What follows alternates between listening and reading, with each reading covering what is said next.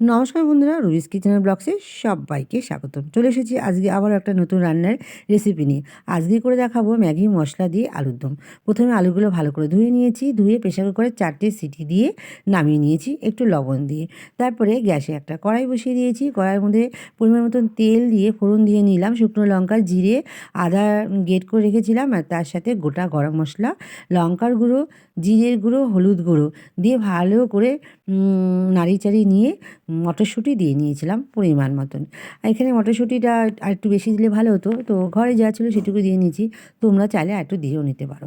তারপরে আলুগুলো, সেদ্ধ করা আলুগুলো দিয়ে নিয়েছি, আর তারপরে দিয়ে নিয়েছিলাম ম্যাগি মশলা। আর ম্যাগি মশলা দেওয়ার আগে মশলাটা ভালো করে আমি কষিয়ে নিয়েছিলাম, তারপরে ম্যাগি মশলা দিয়েছি।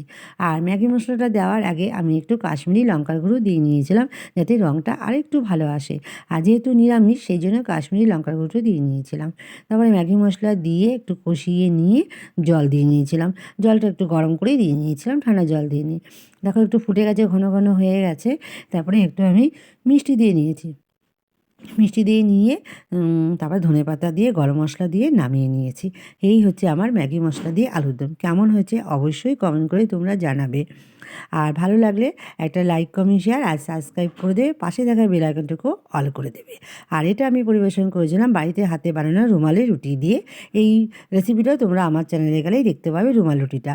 আর তার সাথে একটা লাড্ডুও নিয়ে নিয়েছিলাম। তো চলো আজকে এই পর্যন্ত, টাটা।